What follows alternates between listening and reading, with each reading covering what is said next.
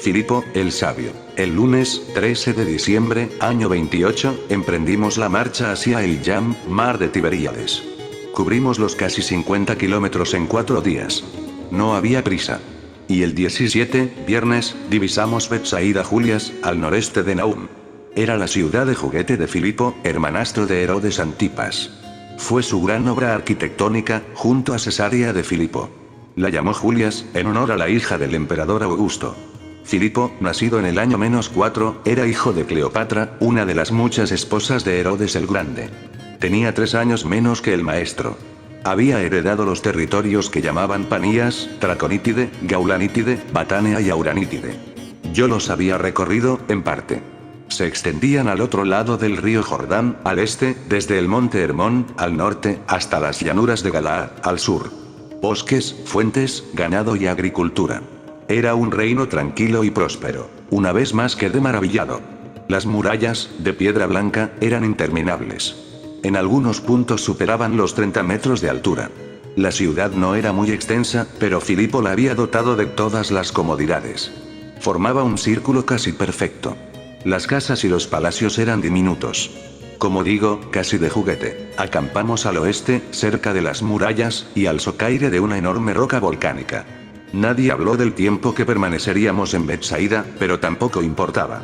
Estábamos acostumbrados a todo, y el domingo, 19 de diciembre, se presentaron 2 correos de David Zebedeo. Traían malas noticias. Procedían de Jerusalén.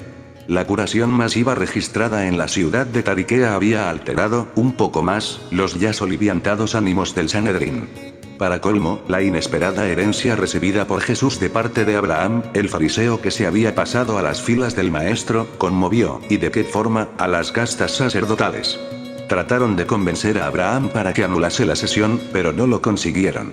Y, por último, según los mensajeros, la traición de los 3 espías provocó un cataclismo entre los santos y separados fariseos. En esas últimas semanas, las reuniones de los fariseos, escribas y saduceos fueron constantes, más de 10. Hay que arrestar al impostor, clamaban, y ejecutarlo, pero el continuo ir y venir del Galileo hacía difícil la captura. Jesús y Andrés conversaron y se mostraron de acuerdo. Convenía extremar la prudencia y no provocar a los sacerdotes. Y el miedo se instaló de nuevo entre los íntimos. Todo eran recelos y suspicacias. Se suspendieron las prédicas en público. Y el maestro, siempre en compañía de la Aba, siguió haciendo hime en la ciudad de juguete. Los 3 permanecían armados, y de forma permanente. Pedro era el más asustadizo. Juan y Santiago de Zebedeo se limitaban a estar atentos y a corta distancia del Hijo del Hombre. Fueron días de angustia. ¿Cuándo aparecerían los policías del Sanedrín? ¿Conseguirían atrapar al rabí? ¿Por qué no huíamos? Y en esas estábamos cuando, de pronto, se presentó ocurrió el domingo, 26 de diciembre, año 28, sobre la hora quinta, 11 de la mañana. La visita fue inesperada. Nadie podía imaginarlo. Llegó con 4 siervos que cargaban la tradicional y célebre silla curul, el trono que servía para impartir justicia. Era Filipo, rey de aquellas tierras. Me sorprendió. Era un individuo envejecido, solo tenía 32 años, estrecho y alto como una caña, podía medir 1,90 metros, y albino. El cabello, denso, era pura plata. Lucía todas las arrugas del mundo y unas cejas espesas e igualmente nacaradas. El bigote era blanco, largo y trabajado. Pero lo más impactante era la mirada, azul transparente. Y sabía explotarla como una espada. Miraba de frente, sin miedo. Las manos eran interminables y sonrosadas. Caminaba descalzo. Los pies parecían tumbas de filisteos. Sonreía por todo y en todo momento. No le preocupaba la ropa. Vestía una sencilla túnica de lana, casi descolorida. Me llamó la atención que no tuviera escolta. Después comprendí, Filipo era muy querido por su pueblo. Era la excepción de la familia herodiana. Si sus hermanos eran déspotas, crueles y miserables, Filipo era todo lo contrario, humilde, magnánimo y pacífico. Su reinado, a pesar de sus coqueteos con Roma, era suave y tranquilo. Solo le interesaba leer y explorar, sobre todo las profundidades del ser humano. De su padre, Herodes el Grande, sanguinario como pocos, solo heredó el afán por construir ciudades esbeltas y cómodas. Esa noche, al conectar con Santa Claus, tuve cumplida información sobre el albinismo que padecía Filipo. podía deberse a un defecto en el gen que metaboliza la melanina, la sustancia que da color a la piel, al cabello y a los ojos. En definitiva, le faltaba tirosinasa en el brazo largo del cromosoma 11. Esto provocaba el típico color plata en los cabellos, la piel casi transparente y el azul oceánico en los ojos. La falta de melanina, además, era un peligro frente a las radiaciones ultravioletas y el poder de captación de los radicales citotóxicos. El albinismo provoca igualmente una importante limitación visual, miopía, estrabismo y movimientos irregulares de los ojos. Filipo era miope. El ordenador central preguntó si se trataba de una eumelanina o de una feomelanina. Volví a mandarlo a paseo.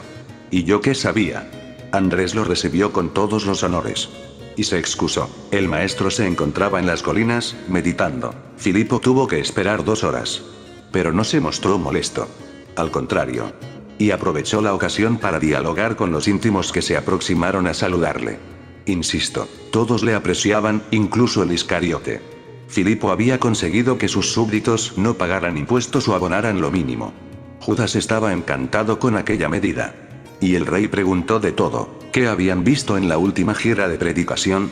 ¿Hacia dónde nos dirigíamos? Y, sobre todo, ¿cómo fueron los últimos prodigios? ¿Qué sucedió en Tariquea? ¿Era cierto lo de Caná? ¿Cómo era posible transformar el agua en vino? ¿Cuánto dinero ganaba Jesús con los milagros? ¿Era verdad que solo predicaba si tenía una bella naranja en las manos? Andrés respondió a todo, a su manera. Después le tocó responder a Filipo. El oso de Caná, incansable, preguntó por sus expediciones. El rey era un explorador nato. Consiguió demostrar que las fuentes del río Jordán se hallaban en Fiale. Para ello arrojó paja en dicho lugar y verificó que la corriente subterránea la hacía aflorar en Panías. Ahora estaba empeñado en organizar una expedición a las fuentes del Nilo. Quedé perplejo. Sabía de todo, aunque con las lógicas limitaciones de su tiempo. Suponía, por ejemplo, que el mundo era redondo y que lo integraban 28 mares, 74 islas y 35 cordilleras. Nos habló de la India y de los individuos con cabeza de perro que la habitan. Dijo que había recibido muy buena información al respecto, así como de las hormigas rojas y gigantes que protegen las minas de oro en el corazón de África. Bartolomé estaba encantado y asentía con la cabeza. Le fascinaban las matemáticas y afirmó que había descubierto números superiores a la miríada 10.000. Filipo era un seguidor de la obra de Arquímedes e intentaba calcular el número de granos de arena que contenía el universo. Las cifras que barajó no se hallaban desencaminadas. En el siglo XX se supo que en una esfera con un radio similar a la órbita de Plutón podrían entrar del orden de 1051 granos. Había leído a Parménides y sabía de la llamada paradoja de Zenón que niega el movimiento. Filipo se mostró en desacuerdo y rechazó el ejemplo de Aquiles y la tortuga. Pero defendió la revolucionaria idea sobre la realidad, presentada por Parménides ante el joven Sócrates. La realidad es una criatura singular que jamás cambia. Le interesaba especialmente el concepto de infinito. Deseaba saberlo todo sobre la eternidad. Su curiosidad era insaciable. Protegía los bosques como nadie. Llamaba a los árboles sus hijos. Estaba dispuesto a pagar 1000 denarios de plata a quien consiguiera un pino o un ciprés ignífugo. Si un pirómano era capturado, Filipo lo condenaba a tantos años de cárcel como a árboles quemados. En ese aspecto no tenía misericordia. Había oído hablar de un árbol especial que ahorraba agua y que procedía de los bosques templados de la lejana China. Quería montar una expedición para traerlo a su reino, probablemente se refería a la Paulownia Fortunei, de desarrollo muy rápido. Y defendió también otro gran sueño. Sabía que la uva crece mejor y más rápidamente si alguien le habla o si la acompaña la música. En sus viñedos actuaban grupos de susurradores y de músicos, y qué decir de su obsesión por los animales. Se hacía 1000 preguntas. ¿Piensan? ¿Por qué no ríen? ¿Tienen alma? ¿De qué tipo? ¿Qué pasa con ellos después de la muerte? ¿Hay ranas voladoras? ¿Por qué los delfines aman al hombre? ¿Por qué los animales no mienten? Y durante casi 1 hora nos habló de su último gran hallazgo: las ranas gigantes descubiertas en el África Central, actual Camerún, con dimensiones extraordinarias, medio metro de altura y 50 kilos de peso. No le creí. Y aseguró que las ranas Goliat, así las llamaba, eran brujos disfrazados que habitaban en los ríos y en las cascadas. Bartolomé lloraba de emoción. ¿A qué negarlo? Filipo era un personaje fascinante, no viajaba sin su silla curul. En ella impartía justicia, allí donde estuviera. La gente lo sabía y aprovechaba su presencia para resolver toda suerte de pleitos. Poco después de la visita a nuestro campamento se enamoró de Salomé, la hija de Herodías. Se casaron, pero no tuvieron hijos. Murió 3 años después que el maestro. Hacia la 7:01 de la tarde, llegó el rabí. Se saludaron cordialmente y conversaron hasta la primera vigilia de la noche, puesta de sol, 16 horas y 40 minutos. Los discípulos se retiraron y el maestro y Filipo hablaron sin testigos. Ni siquiera comieron. No supimos qué temas trataron. El Galileo no comentó nada, salvo un pequeño o gran detalle. Filipo creía en el reino invisible y al lado del Padre Azul y necesitaba información. Jesús prometió dársela. A cambio, el rey sabio le garantizó inmunidad en sus dominios. Podían predicar sin problemas. Nadie los molestaría. Y, si lo deseaba, el maestro tendría protección armada, dinero y un lugar en el que residir. Dentro de lo malo, fueron buenas noticias. El 30 de diciembre, jueves, entramos al fin en Saidán. Nos recibieron como héroes. Fue el fin de la segunda y accidentada gira de predicación.